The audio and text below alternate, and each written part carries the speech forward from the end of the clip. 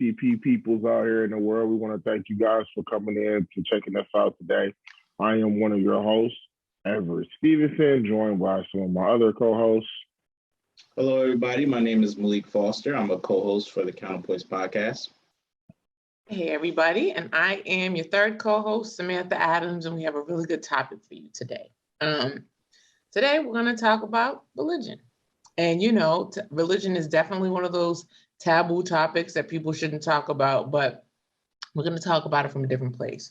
We're going to be talking about it from a space of its impact on the Black community, right? Because that's what we all are. That's what we are all about here at Counterpoints Podcast, is trying to find ways to educate and uplift our community. So I'm just going to dive right on in, right? When you talk about religion, and when we say religion, first of all, let me give a little disclaimer, right? In no way are we trying to change anybody's opinion about religion, or we're not trying to convert anybody one way or another. We just want to kind of put some facts out there and some history and kind of go over that. People can make their own decisions, and in no way are we trying to judge anyone. Also, too, we're talking about religion, not necessarily the spirituality aspects of religion. We're just talking about more about the rituals and things like that. So I just wanted to make sure we put that out there so people didn't think we were out here trying to convert them or not convert them or judge them or whatever. You could totally worship this spaghetti monster for all we care, but we did want to just go ahead and make sure we put that out there. So anyway, I'm gonna just dive right in. I'll kick it off talking about history, right? So, you know, as it relates to Black folks, when we were off in Africa doing our 1-2 thing before we were kidnapped and brought over to this country, we had our own religion. We had our own way of doing things. And, you know, when we were brought over here, we were converted to Christianity. Well, Christianity was more so forced on Black folks when we got to the United States. And it was really just kind of used as a control mechanism. It's, certainly had its benefits for many Black folks over the years, but that's kind of what it was used for, because what was happening was that they were using, they were perverting the word, you know what I mean? I guess that's the best way I can say it, so that they could control Black folks and keep them in line. So I wanted my guys to go ahead and hop in, tap in, and, you know, drop their knowledge. Oh, yeah. I'm sorry. Go ahead, Malik. Okay. Oh, I was one of the say... things that I want to... You got it, bro.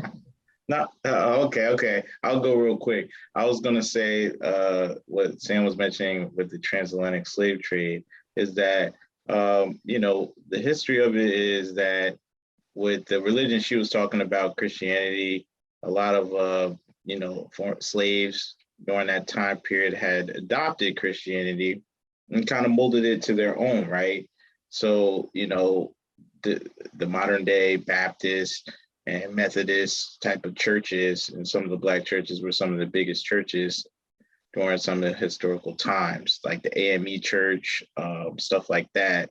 So they really turned a negative into a positive in certain aspects.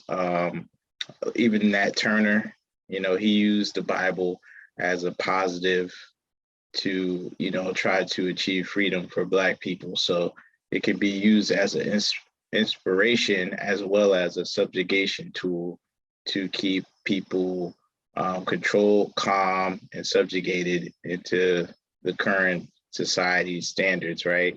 Because a lot of the religions, they preach peace, nonviolence, you know, don't do harm to anybody because you don't want harm done to yourself. But also you do want to fight back against injustices as well. So I think the history of religion when it comes to Black people in this country has the two aspects where it inspires and leads to progress, and also where it can lead to the subjugation and have a negative connotation as well to it. That's what I wanted to say.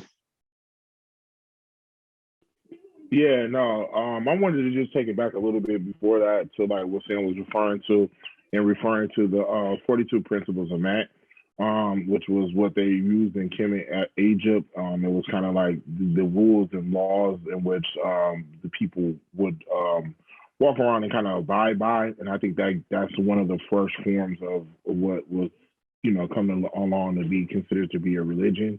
And so, just as a brief overview of some of those things in its history, essentially, the the 42 principles of Met was something that was used as like a spirituality that was created by the Inspirer, and some of the like principles that are included in it.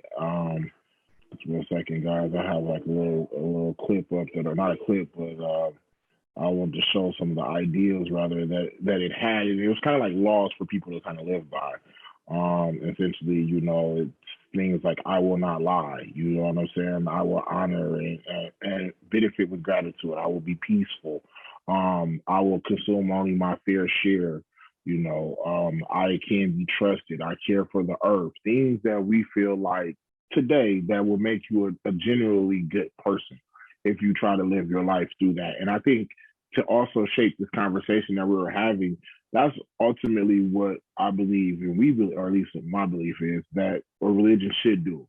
I think that, whatever you believe for whatever reason, as long as you feel as though that religion helps you to be a better person, then that works for you. You know what I'm saying? And so these are some, like I said, some of the ancient things that were taught early on within life. I speak positively of others. I'm just do a couple more.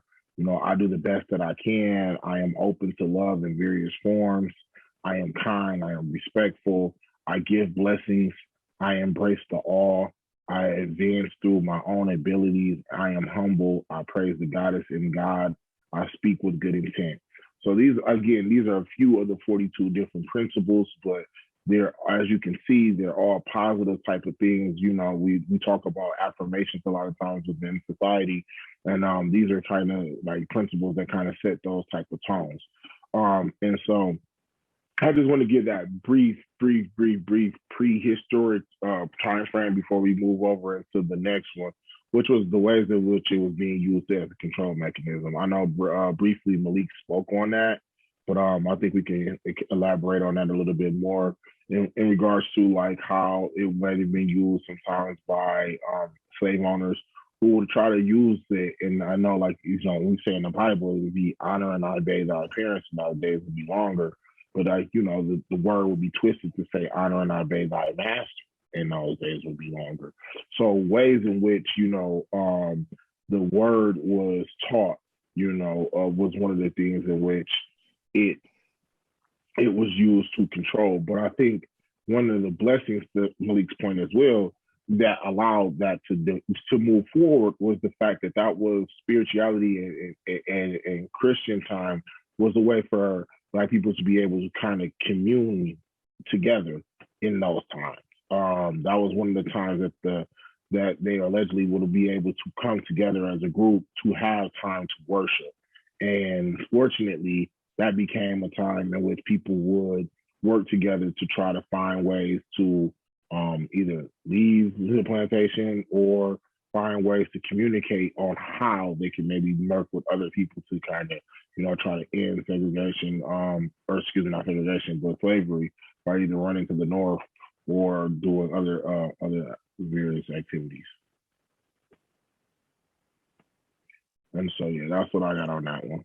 Yeah. So that's kind of what I was kind of just trying to breathe over when I was introducing the topic as it relates to, how they used it as a control mechanism. And even still today, a lot of times the Bible or even other religious books that people follow are often misquoted, right? Like you often hear money is the root of all evil. The Bible says money is the root of all evil, but that's not what the Bible says. The Bible says, the love of money is the root of all evil. So, when people start to try to use those things as control mechanisms, they still do it today. You see what I'm saying? But that's why it's important to get in the word. One thing about Black folks, though, is that we are a resilient people and we always find a way, right? And so we find a way to change things.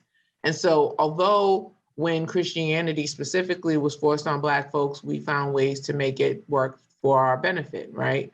We started finding love and faith in God, started finding ways to use God to help us grow and survive, right? Because not for nothing, African-American people in this country are the descendants of slaves, but we're also the descendants of survivors. We don't talk about that very often. We are the descendants of the people that survived the transatlantic slave trade. We're the ones that survived that trip across the sea. We're the ones that survived throughout slavery. You know, we are the descendants of those people that survived. And so in part, for a lot of them, it may not be true for all of them, but I'm pretty sure it's true for a lot of them, kind of like how Malik touched on, related to how we survived because we put our faith in God. And even today, we still do as survivors and as we continue to grow in the community, and how we help one another. There's a lot of times people turn their lives around, right?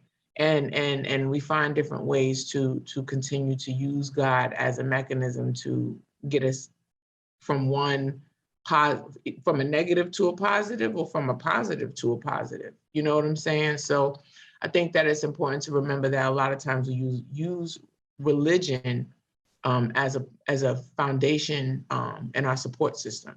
And I mean, I just wanted to briefly touch on that because, you know, we don't want to make it seem like, you know, oh yeah, it's just all to control you. And it's like, it might have been used that way, but you don't have to allow it to use you. You don't have to be used by it. You can use it yourself. You know what I'm saying? Use it and find ways for it to benefit you. Right. I was going to touch on the support system aspect, how, you know, even during the civil rights movements, right? You know, we would have meetings in the churches, gatherings and plannings, and help educate the youth, help plan, support businesses. I think Black people should really get back into that a little bit more heavy if possible, and use the church as a catalyst to affect the change in their lives, to achieve the results that we want to achieve, right? Grow with the businesses, use it as a supplement, right? Because we know there's a lot of discrimination. There's different ways that we can use religion to support us. Like, you know, the tithes that we use is supposed to go back to the community. So inject these businesses that are struggling to get loans and stuff. And we could use the church as some sort of community bank in a way, right? So these are some type of support systems that people can use, because even during the civil rights generation, it was like the local businesses and the churches that were really supportive financially, right? Because you can't really have a movement without some sort of financial backing, any type of revolution. So that's very important to be funded, and the church can be used as that support system in order to get that done. And also as a source of mental health, right? That we don't really talk about in the Black community, where people can gather around. You can talk to the pastor or the clergy or other members of the church about your problems as a supplement, like to what, you know, if you weren't in the church, right? If you were agnostic or atheist, that you would go maybe seek, you know, a psychiatrist or a counselor or something like that for any type of mental health issues that you're going through, right? Or a psychologist or something like that. So, so you can seek some therapy, right? So we can supplement that with some church members, right? Because everybody needs somebody to talk to. So I think that's a good way that the church and religion can play its role in supporting you as an individual and supporting the community. I just wanted to touch on that. Yeah, absolutely. And I think also too, to the point that we had made too, in regards to having that support system, right? You know, and how religion allowed for that, because again, back in the day, we couldn't get married. So as we talked about in the past, you know, jumping the broom is something that kind of traditionally has been used in the past to nowadays, and that's another way that kind of like we kind of support and hold on to that our lineage in that time frame and paying honor and respect to that. But also like to the point that Malik said, you know, I definitely feel like we see that happen with a lot of elders within our communities. You know, they tend to normally always remain in the church. Our senior citizen class is not, you know, older gentlemen, and there's a lot of younger people as well that do it, you know, early on as well. I want to discredit that group of individuals, but we normally see that, you know what I'm saying, from some of our more elderly individuals. So definitely want to kind of say that that is there for that purpose, and yeah, that's something that religion does offer a lot of individuals a chance to have. I know the next thing that we wanted to move towards in our next subject matter was some of the conflicts that occur within religion. And so I don't know if any of you guys want to jump off on that topic real fast. But. Yeah, I'll jump off.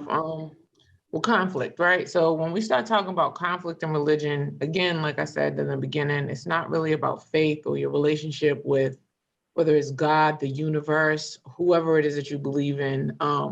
It's more so about a lot of times when people have conflicts, yes, there's people that have conflicts because they have questions, things don't make sense to them, things like that. Those are all natural conflicts. But one of the bigger conflicts that you often see specifically in the Christian faith is judgment, right? Judgment and hypocrisy.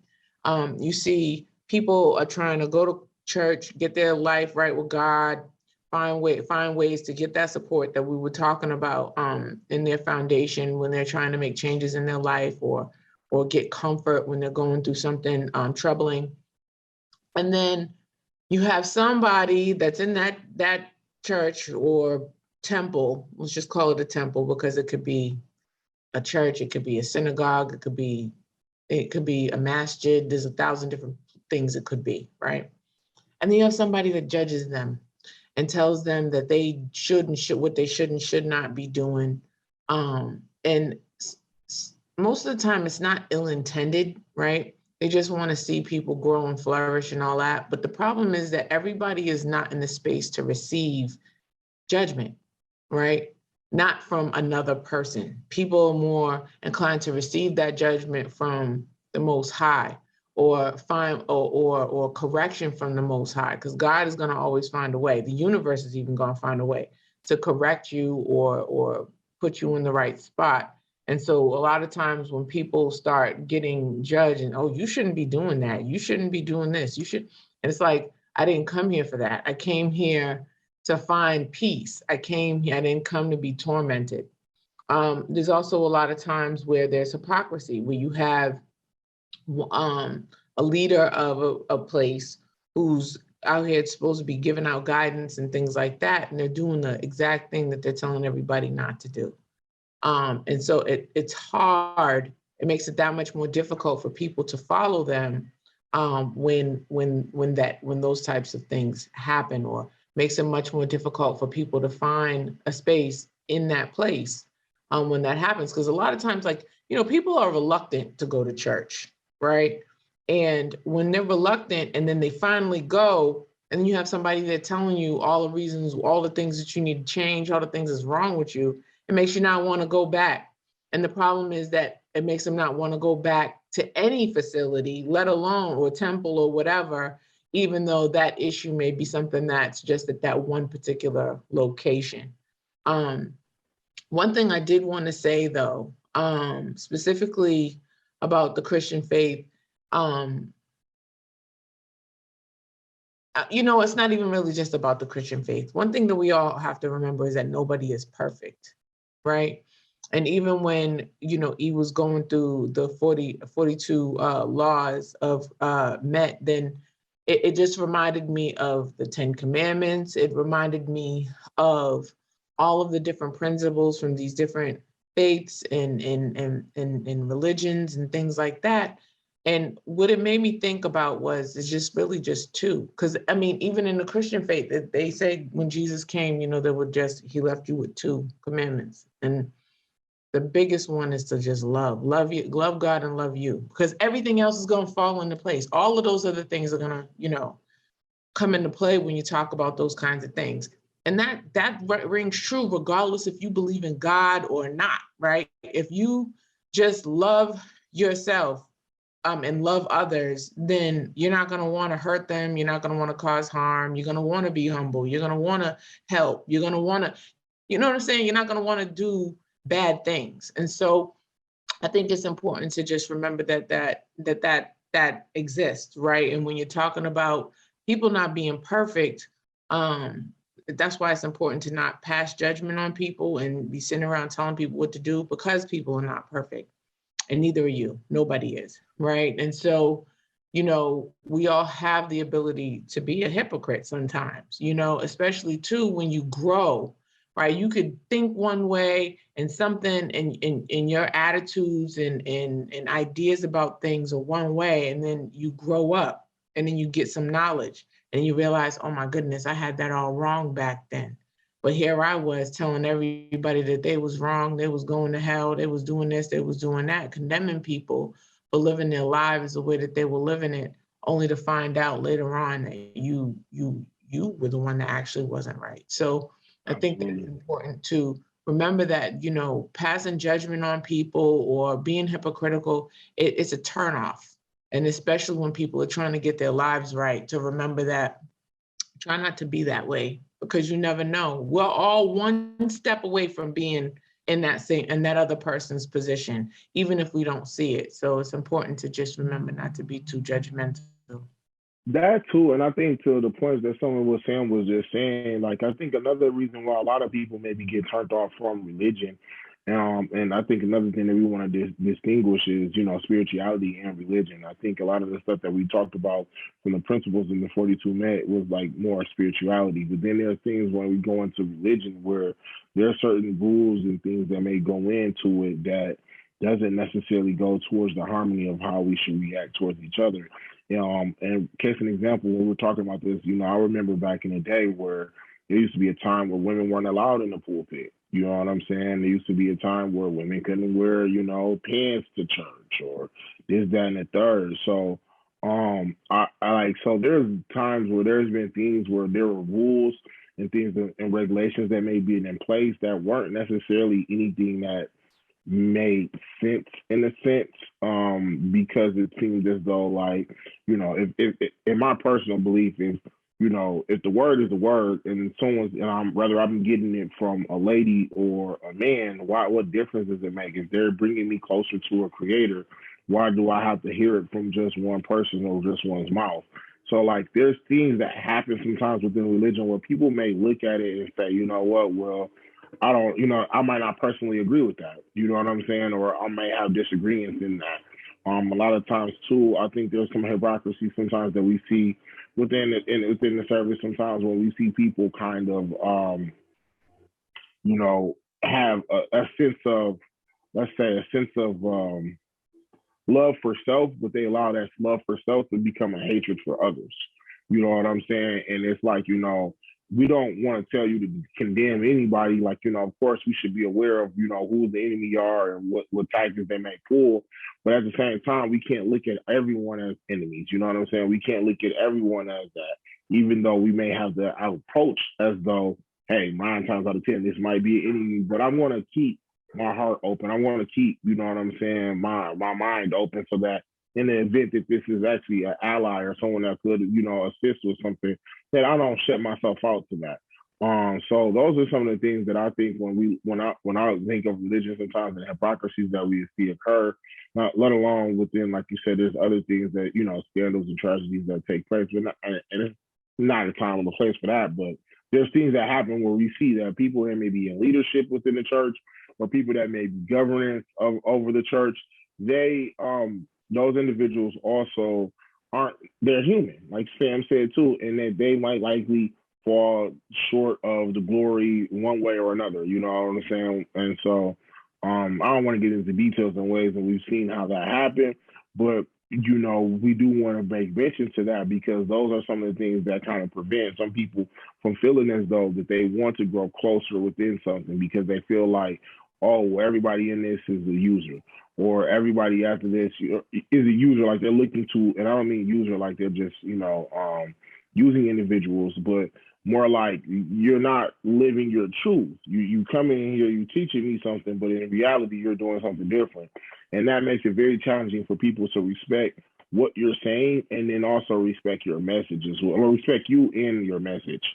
So those are some of the things that I wanted to talk about with that, and I think that that also leads into people then no longer having a belief within the religion because of maybe some of the leaders within that within the institution in which they were worshiping or following, um, made them lose that type of faith. So that's that. I just wanted to kind of leave on that part.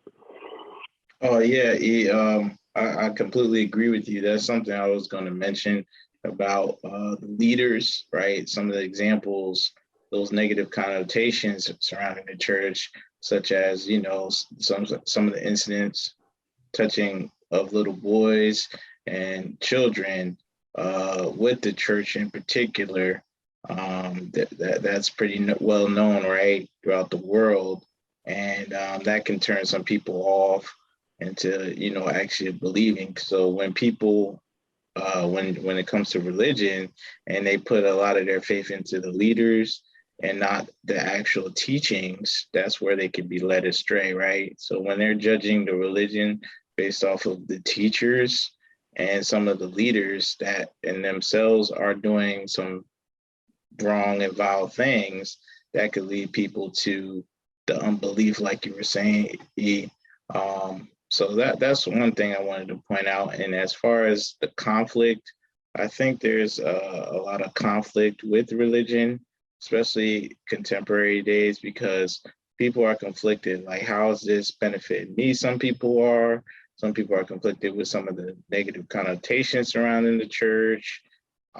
Some people are conflicted on, they may want to do other things that go against the church because of the environment and peer pressure and all of that the world we live in is a lot of, pressure to do certain things and live a certain lifestyle that might not suit you as a person, right? Some people want to live a life that doesn't suit them, right? That's not what they are.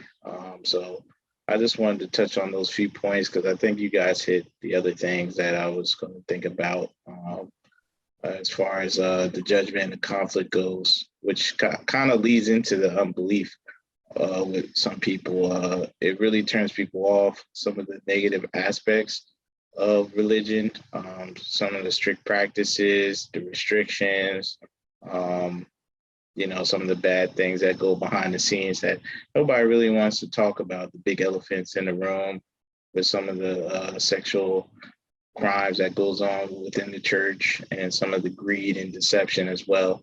So if y'all guys want to touch on that, you can.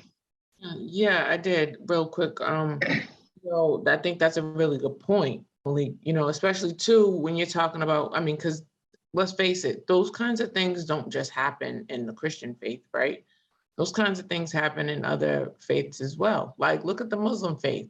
Muslim faith has been essentially, people who practice Muslim religion have essentially been ostracized as if like pretty much treated like Black folks in this country. Yeah, like how people don't like the fact that they can marry multiple women, that kind of judgment. Not even just that, right? You have there's billions of people who are Muslim all over the world. It's one of the largest practiced faiths or religions rather in the world, right?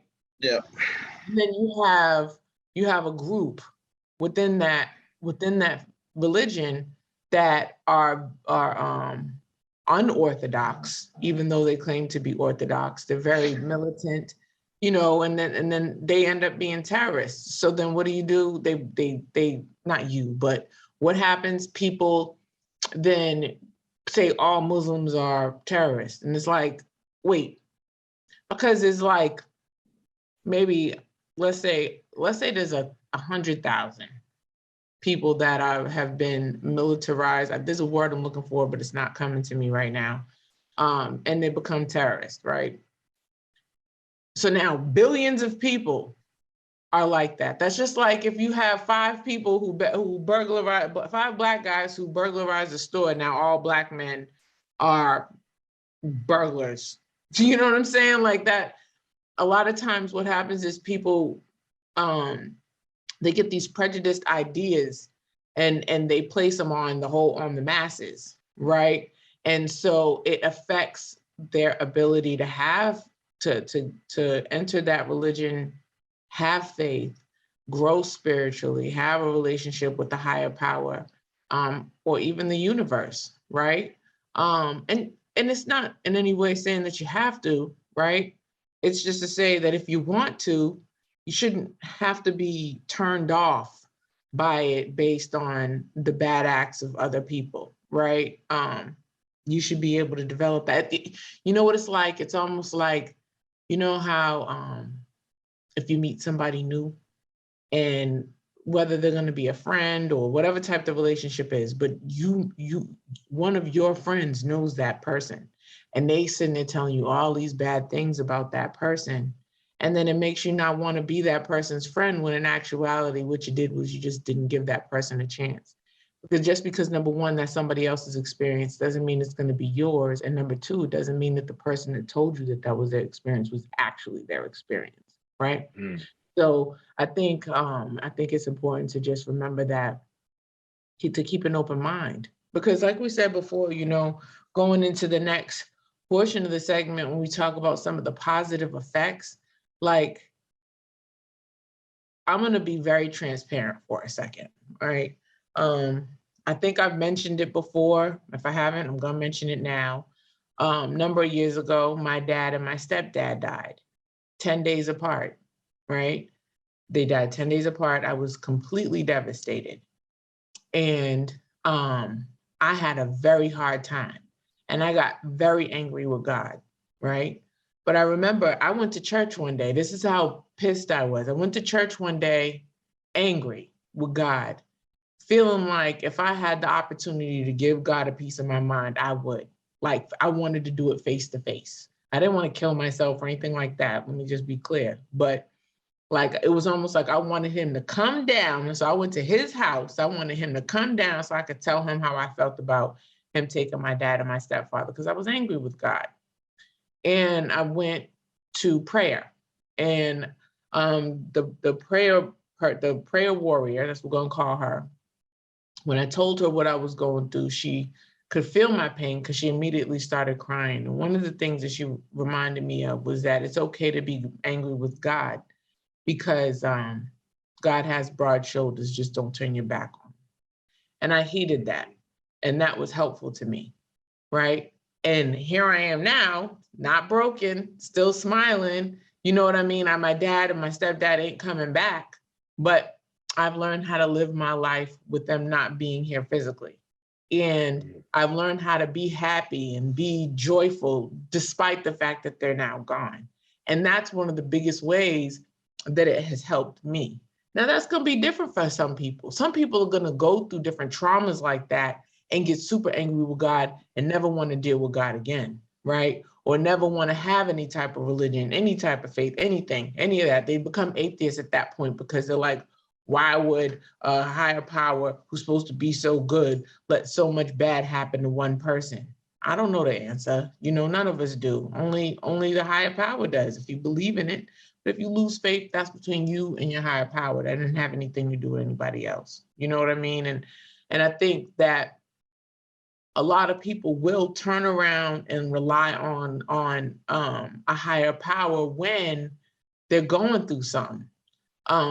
It's good to do it when you're going through good too, not just the bad. You know what I'm saying? I think that that's important if you do choose to have a relationship with a higher power. But, you know, like we were saying before, even like stemming back to slavery, you know, a lot of our ancestors survived because they relied on God, because they had some sort of a faith, because they believed that they could be free, whether it be free mentally, free physically, but in some way they wanted that liberty and they knew they were going to get it. And God was going to help them get there. You know, it doesn't necessarily have to be Christianity. It doesn't have to be the Muslim faith. It doesn't have to be, you know, Judaism. Whatever, Hinduism, whatever it is that you Whatever, practice. Exactly. Like you could literally like look at Tina Turner. Tina Turner became a Buddhist. Being Buddhist doesn't mean that you don't believe in a higher power, because Buddha is not a creator, right? People that understand the Buddhist faith, they understand that he's just a prophet, and that you find peace, inner peace within yourself through meditation, prayer, and things like that. And it's just one of the ways to get there, right? So that's what worked for her, right? And it works like that for certain people, and everybody has their option to do whatever it is that they want to do. But just remember that there are definitely a lot of, despite all of the negative connotations related to religion, there are definitely some positive aspects. Like you were saying before, some of the principles that are in all of these faiths, they're all geared, even if they are geared for control, they also are geared for positive stuff. So I think it's important to just remember that, there are definitely some positive aspects to all of this stuff, and finding some sort of a religion or faith, that's up to you. But just know that it doesn't have to be all negative. Absolutely. And I mean, because as recent as like one of the ways that we've seen ways in which, religion has turned people off, there was a viral clip that just recently went by where a pastor had like spit on his hand a couple times and wiped it in the face of I think he said it was his brother or family member, and making a lecture to the church about how things can get ugly with God. You know what I'm saying? Like you will feel like as though he's spitting on your face in a sense, but without, I mean, even though, we need to still continue to move forward in our faith and continue to believe.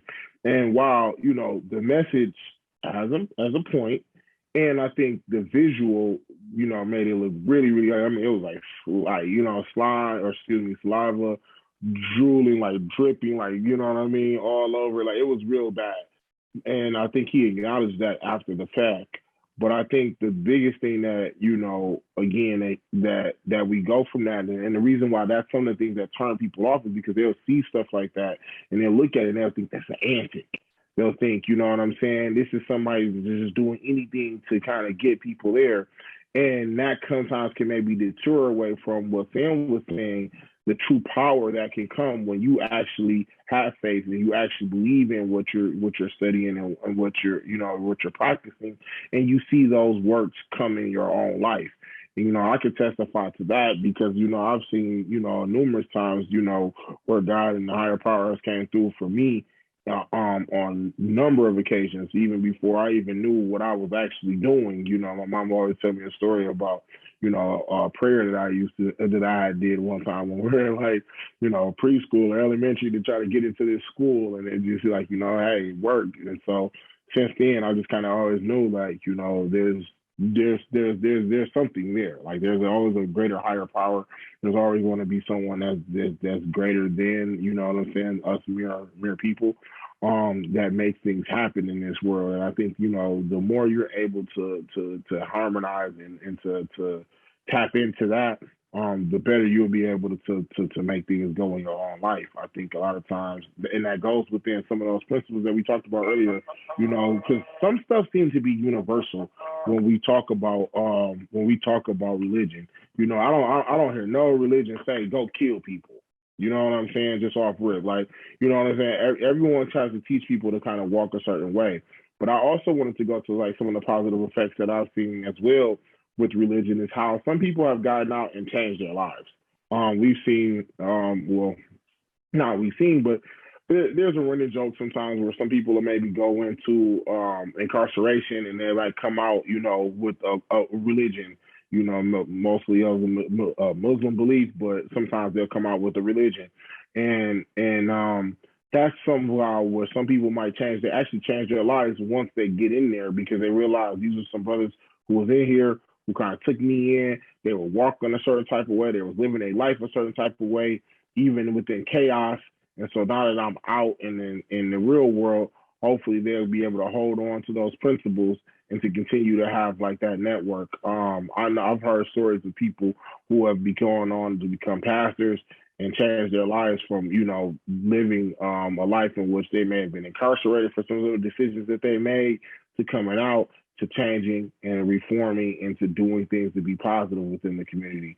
So those are some examples in which, religion has helped to change lives, and has brought people from dark places into a brighter place. And so that's why we want to ultimately let people know, no, there's good in religion also. You know what I'm saying? So don't be discouraged because you see one or two bad apples, or you see a story or two that doesn't make sense, or maybe you even see something within the literature that you maybe not believe in, or question rather. You know what I'm saying? If it's for you and it's something that you think is going to help you, then by all means, I think that it's something that you should look towards doing.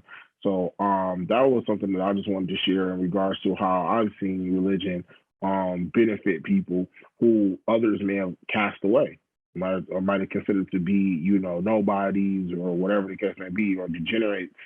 But the church will open up their door, give them an opportunity, and allow them to prophesize and to maybe help catch another young person going down that same path that they was just going under, and the same path that they thought was the way, and maybe they can shield someone from having to make those decisions in their own life, and ended up on the back end realizing, oh man, that really wasn't all what I thought it was supposed to be. So those are some other ways in which I think that, religion, by it having a broader door where it's not being so strict to you have to have lived a certain type of way in order for things to go, or you have to live this in order for you to practice this type of religion. No, like it's an open door policy to whoever, no matter what you've done, so that's one of the beauties I think that comes in with religion. Yeah, some of the positive effects I kind of already mentioned earlier, earlier take, but I definitely want to go with structure. Religion provides a lot of structure in individuals' lives and community, and as a community, right? It gives you those guiding principles on how to live your life, how to eat, how to live, how to treat others. So it's very positive from that aspect, right? And like you mentioned, like no religion tells anybody to kill each other or do harm or do anything unprovoked, right? Some of them teaches you to defend yourself, stuff like that, but none of them tells you to go aggressively harm another individual, cause any type of conflict or anything like that, right? So that's one of the positive things about religion. And then another thing is community, right? There's a community you can go to if you're going through something from a mental health standpoint, maybe even a financial standpoint. If you just want to have entertainment, right? They provide some type of entertainment sometimes, some religious, and even education, right? You get your religious education, and then they supplement sometimes with your non-religious education as well. So religion really has many aspects that could be positives to people. So it's not just, always worship and pay your dues or go to the temple or things like that. The habitual religious practices is more than just that. So those are some of the positive effects of religion that I just wanted to mention that you guys may have not really mentioned, or if you did mention, I just wanted to hit home even more. Yeah. So before we get into transitioning towards the end of our podcast, one of the things I wanted to make sure that I did when I gave my final thought, because we're all going to give ours, is I wanted to say, it was just one quick thing, and then we can go ahead and give our final thoughts. But one thing I wanted to say, Malik, you had mentioned mental health, right? Black folks, a lot of times, don't go get therapy, right? We all know that. But they will go to church. You know what I'm saying? They will go talk to their pastor. They'll go talk to whoever the leader of their religious temple is. They will go do that. And I think that it's important to just make sure I said that, because I think it's important to know that there is a place where we can always go talk to somebody. And if, you don't follow any type of religion, there's also hotlines and things like that that you can always call to get help. I know that wasn't really a part of what we were going to discuss today, but I didn't think it would harm anybody or anything by going ahead on and mentioning that. So you guys want to go ahead and give your final thoughts? Yeah. Oh, just to piggyback off what you just said. Also, it's free. Like, you know what I'm saying? I don't necessarily know about churches that charge for people to come in and speak with the pastor, just to speak to the pastor about whatever they may be having going on in their life. You know, it's your ties at work. Yeah, you feel me? I mean, like marriage counseling, that might be something different. I don't know, but you know, but if you just conflicted, you just going through something, you just needed a moment. You know, I know within you know, traditional science, you better have health insurance or something. You know what I'm saying, before you try to reach out to a therapist. But you know, the churches, those doors are open, and I think maybe that's something that, you know, could be looked at as some type of avocation that needs to go on. If we can kind of mend, you know, maybe having some type of counselors at the church that's just, you know, more, that's educated a little bit more than just the word, the theology of it, that's also educated on some of the science of the brain and how people kind of function. But for my final thoughts, I just want to say, like, you know, at the end of the day, whatever you choose to do, make sure that it's working for you, make sure that it's making you a better person, and make sure that you know that you feel comfortable with the decisions that you are making within that church, that you feel like you are being served, that you see that the and I don't know, church, synagogue, wherever it is, but within your community and belief, that you see positivity being done, that you see the leaders and the people within the congregation flourishing, because that's when you're going to know that you're a higher power, or your God, or whoever it is that you believe in, that they're there, that they're present, that they're omnipresent, because you'll see their works showing. And it's not to say that everything is always super positive, as Pam mentioned. You know, there's going to be things that goes on with life. It's never, you know, one steady, you know, increase. But ultimately, you should see something. You know, you keep paying into your church fund and building fund, you should see a new wing, some new Bible. I don't know, some new cloths, some robe, something besides a new car for the pastor, or a plane or something like that. So, I just ask people to be mindful of those type of things, so that you can make sure that you know that you're not believing or paying into something that's not you know, feeding your soul. And that's all I got for it. Yeah. So what my final thoughts are that when it comes to religion, you want to make sure it's your own individual path, whether you have a belief or not, and do what's going to be best for you. Because at the end of the day, how can you help somebody else out when your whole life is in disarray, right? Disorganized, you're a mess, you can't even help yourself.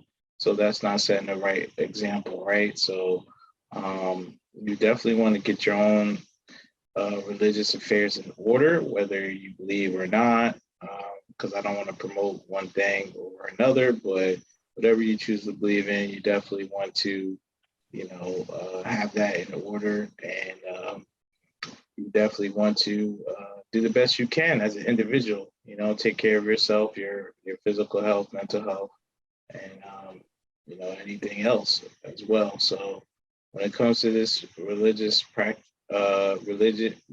right, and its impact on the Black community, I think it's had a tremendous impact, both positive and negative.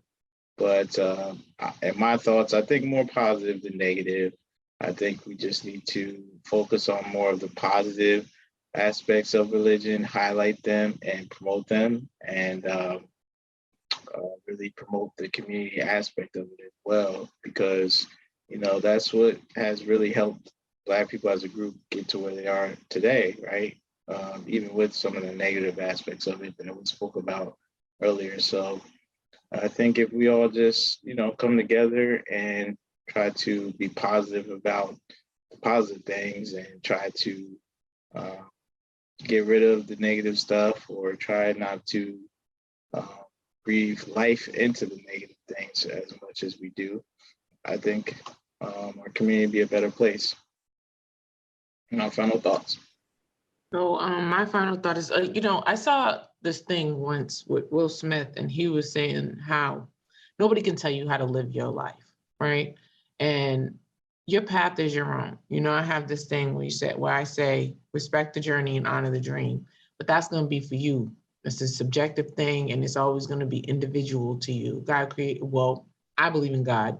And so I believe that the higher power, you know, when we were created, we were all created individual for a purpose. Now, if you don't believe in God, that's fine too. Just understand that we were all created when we were developed, however you feel like we appeared on this earth, it was all for a different purpose. And we're all individuals. That's why nobody has the same fingerprint, right? We're all different. And it's okay to have different choices. Just be mindful that those choices, my choices and what I choose to do and what I choose to believe and how I choose to move forward shouldn't impede on you and vice versa. I think that it's important to recognize that when people do choose to follow a particular religion, that they're choosing a particular guidebook, a way to guide, something that's going to guide them throughout their lives. I think that it's important to recognize that it's okay that everything in this world is not going to have a glamorous history, but we have to make sure that we take what's best out of that, no matter what it is, and try to turn it into the good, right? Because we all have to share this world together. I say that all the time. We all have to share this planet together. And in order to coexist, we have to be able to live with one another. And if that means that somebody has to, if one person over here is following Christianity, somebody over there is a Jewish person, then you have this person over here who's a Muslim, somebody over here who's Hindu, somebody over there who's a Buddhist, and somebody else who's a complete atheist. That's all their business, right? But we still have to coexist, and we have to make sure we have respect for whatever others believe in or don't believe in, for that matter. And I think that it's important to just remember that. But remember that we can still coexist and have community and be loving towards one another, regardless of whatever we choose to believe. Hate is not a part of any of it. It's all about love and being good to one another.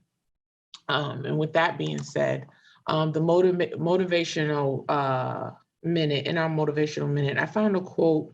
Please, God, forgive me, or everybody forgive me if I mispronounce this person's name, but it's Swami Vivekananda, and he said that religion to help mankind must be ready and able to help him in whatever condition he is, in servitude or in freedom, in the depths of degradation or on the height of purity, everywhere equally. It should be able to come to his aid. And so that, I think that kind of, summarizes the purpose of religion as a whole. No matter what faith you have or what you believe in, it's to help you and to help guide you and get you where it is that you're trying to go, to be a better person, to grow, right? It's almost like the food or the water that you need if you're a plant. And that's the purpose of religion. And if you, like I said, if you don't believe in any of it, fine, that's your business. Nobody's trying to knock you or hate on you or tell you what to do, So with that being said, that was our motivational minute. And I just wanted to make sure we highlighted our Black Business of the Month before we shut it all down. And that is 12th and Viv. You guys, please make sure you tap in there, our Black Business of the Month. They sell candles, skincare, fragrance, soaps, body butters and oils, beard care. Look at, see. Got one of them right now. Got a little Self-Revealed candle. This is a unfinished business candle. Yep. And so, yeah, please make sure you check them out. Matter of fact, he posted on his page the other day. He was watching TV and it came up, the commercial, or they were doing a special on them, So please make sure you check them out. The website is www.12thandviv.com. That's 12thandviv.com. You should see the logo and all that good stuff pop up right now. Now, for socials, if you would like to follow me, please do so.